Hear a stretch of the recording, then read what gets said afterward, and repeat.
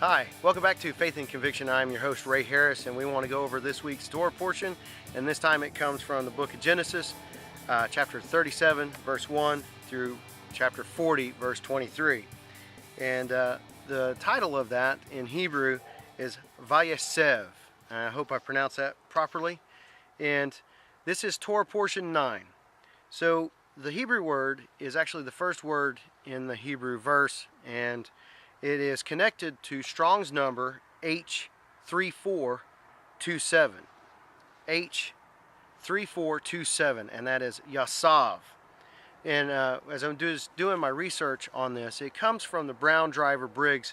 They help us to define that. It means to dwell, to remain, to sit, and to abide. Now, again, check out the webpage there at faithandconviction.org for this Torah portion, because I'll have some more information down below the video that you can see for these definitions.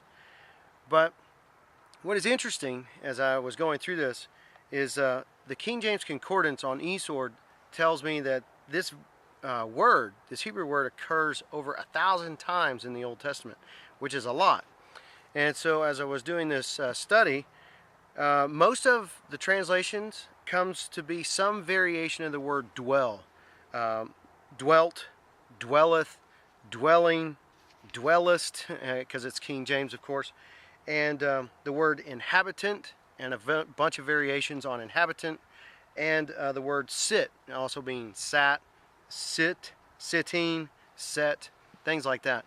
Now, there's going to be, I think, 4 verses we're going to look at today in this Torah portion, and we're not going to do a whole examination. We're just going to look at this key word.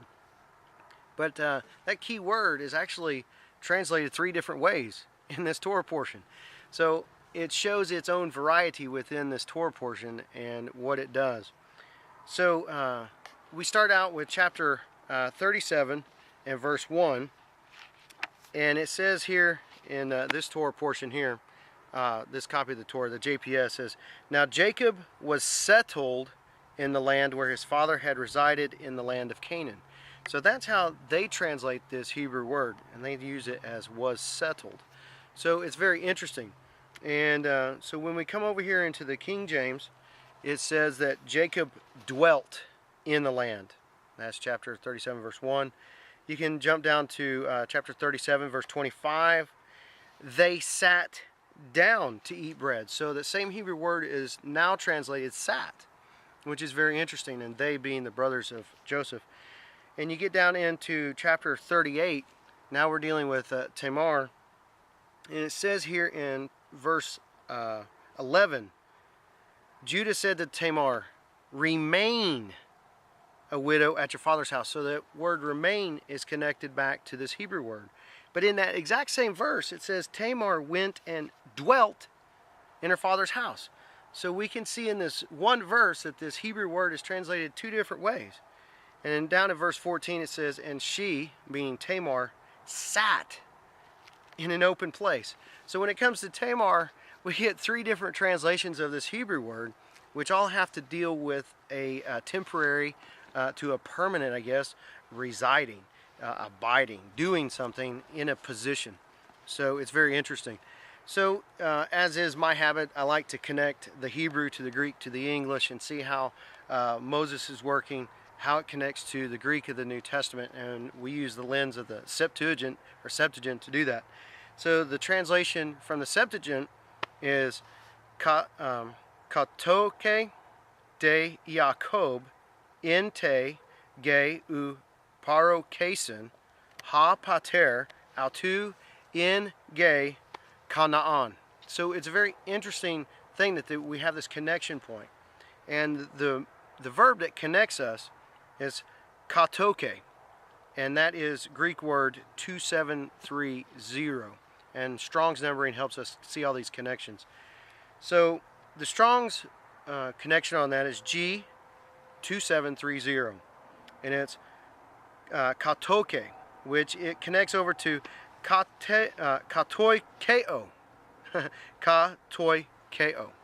That's the verb for this. And Thayer tells us that the verb means to dwell in, to settle, or to inhabit. The exact same definitions that we had over here for the Greek. So how do we see this within the New Testament?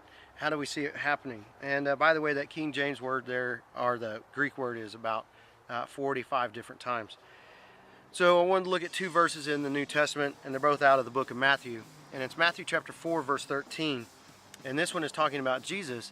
It's very interesting here. It says, "In leaving Nazareth, he," being Jesus, "came and dwelt in Capernaum." So it's actually talking about him now living in that area and residing there. Now Matthew chapter 23, verse 21 deals with a teaching from Jesus, and it says, "And whosoever shall swear by the temple swears by it, and by him that dwelleth therein." And of course, the one who dwells in the temple is Jehovah, that being God. So what we're talking about is how this word connects from people to the divine. How Moses teaches us that one can dwell in a place, but to dwell can mean to sit. And you come over to the New Testament, and this Greek word allows us to have the idea of dwelling. And Jesus teaches us that God dwells in the temple. And we find out through the later teachings of Paul that we as believers who've come to believe that Jesus is the Christ, that God dwells in our temple.